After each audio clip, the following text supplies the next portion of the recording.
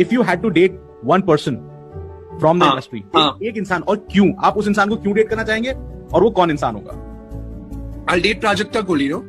Prajakta Kohli. Yeah. और क्यों? Because I had my share of romance with her. Out of all the movies and TV shows that you have done, which female character from them would you like to date? I genuinely think that I would love to date Sanya. I think she's a very cool girl and I really like that. Rohit Saraf ये अपने हर नए show के साथ करता है और इसी को शिपिंग कल्चर कहते हैं। और या तो उसे ये करने के लिए उसके शो के ही डायरेक्टर्स या पीआर टीम कहती है, या तो फिर ये उसके खुद के दिमाग की उपज है कि ऐसा करने से और भी लोग उसके शोज देखेंगे अगर उसके और उसके को स्टार्स के बीच अफेयर्स के र्यूमर्स होंगे। आई डोंट नो कि बिहाइंड द सीन्स कौन हैंडल कर रहा है चीजों को, जिसकी वजह से ऐसे डायलॉग्स आ रहे हैं रोहित के तरफ से। But this shipping culture is the current reality and his fans are taking it too far. हम सबको पता है कि डेल्यूलू फैंस जो अपने फेवरेट सेलिब्रिटी के साथ पैरा सोशल रिलेशनशिप फॉर्म कर लेते हैं, उनसे उस सेलिब्रिटी की पर्सनल लाइफ बर्दाश्त नहीं होती है। और अभी तक वही फैंस प्राजक्ता और रोहित को डिम्पल और ऋषि बनाने की कोशिश कर रहे थे, पर अब उस आग में तेल डालने का काम खुद रोहित कर रहा है, जानबूझ के नहीं, गलती से ही सही, पर कर तो रहा है। Looking for his future wife. Can 16-year-old write for Prajakta? 60s? Rohit will write for Prajakta? Yeah. Oh my god, you're making the eyes. Rohit's future wife. Oh dear lord! What? Let's close the credits. My dating profile will say Rohit's future wife. और अब ये one sided love वाला post like करना, where is this PR team when you need it to do some damage control?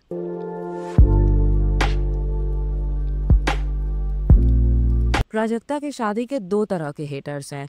एक वो जिन्हें उसके दुल्हन के जोड़े से लेकर शादी करवाने वाली पंडिता सबसे प्रॉब्लम है और चाहते हैं कि शादी प्राजक्ता और वृषांक के हिसाब से नहीं, इन लोगों की पसंद के हिसाब से होनी चाहिए। और दूसरी तरफ वो लोग हैं जिन्हें इस शादी में दूल्हे से ही प्रॉब्लम है और इनके हिसाब से दूल्हा ही बदल दो।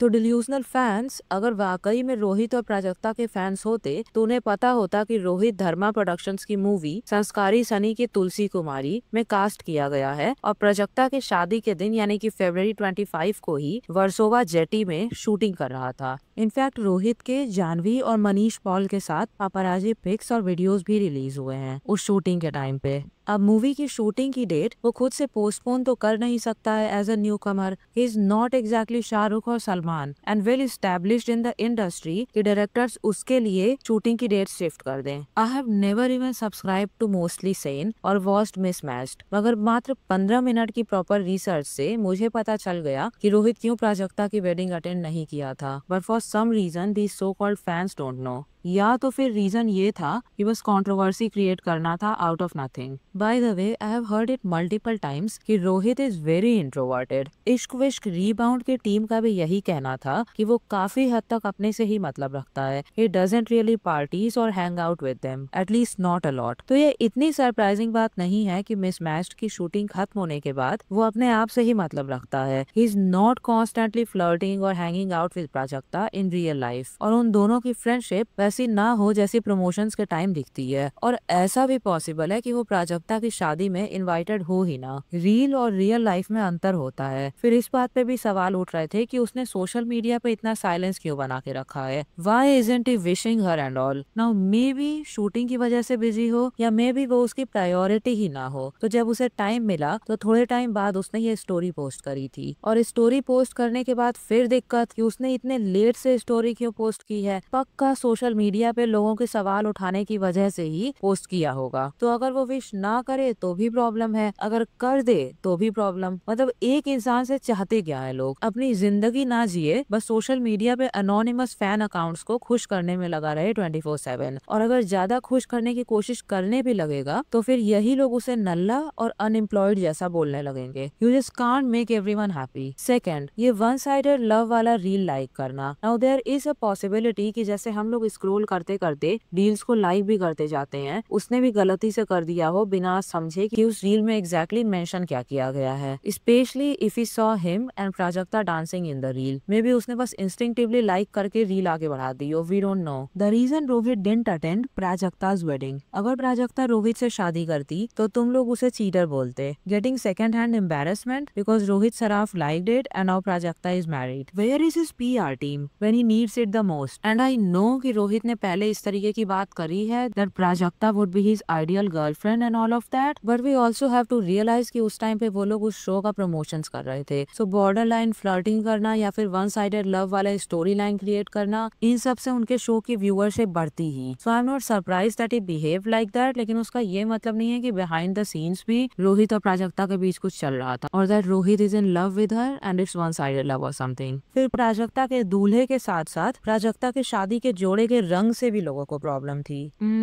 I didn't knew that we as random outsiders are allowed to decide कि एक bride अपने विवाह के दिन किस रंग के कपड़े पहने, especially when she wasn't wearing straight up white or black। सिर्फ प्योर व्हाइट कपड़े ही शादी जैसे अवसर पर पहनना अशुभ माना जाता है, बट द मोमेंट उसमें थोड़ा सा भी रंग मिल जाए और वो पेस्टल कलर में आ जाए, that's completely fine religiously speaking. और बाकी तो उसकी खुद की पसंद है ना, एंड मे बी वो वाकई में पेस्टल कलर वाले लहंगे के ट्रेंड से इन्फ्लुएंस्ड होगी और उसके वजह से ही उसने भी पेस्टल लहंगा चूज किया हो, but at the end of the day it's her day, then why does everyone want to have a say in her wedding? I don't get it. फिर पंडित की जगह पंडिता को क्यों बुलाया? आई नो कि इंडिया में कॉमन है पंडित जी को बुलाना विवाह के लिए, मगर Pandita is actually not unheard of. मैंने कई बार सुना है कि बंगाल में और खासकर नेपाल में जहाँ से वृषांक है, वहाँ पंडिता को हायर करना एक्चुअली कल्चरली एक्सेप्टेबल है। प्लस अगर आप सदगुरु के ईशा आश्रम में भी देखोगे तो वहाँ पे भूत शुद्धि विवाह होता है, जिसमें पंडिता और पंडित में से कोई भी विवाह करवा सकता है अकॉर्डिंग टू अवेलेबिलिटी। वहाँ पे कोई जेंडर इशू है ही नहीं, बस अवेलेबिलिटी किसकी है वो मायने रखती है। और फिर मुझे ऐसे भी कई कमेंट्स मिल रहे थे देखने को कि female priests are very common in Maharashtra for both puja and weddings, and since Prajakta Maharashtrian है और वृषांक नेपाली और दोनों के ही कम्युनिटी में पंडिता एक्सेप्टेड है, तो बाकी लोग अपनी सोच क्यों थोप रहे हैं उन दोनों पर। और फिर कुछ ऐसी भटकती आत्माएं भी थी कमेंट सेक्शन में जिन्हें अपने अलावा और सबसे दिक्कत है, और उनके कमेंट्स कुछ ऐसे थे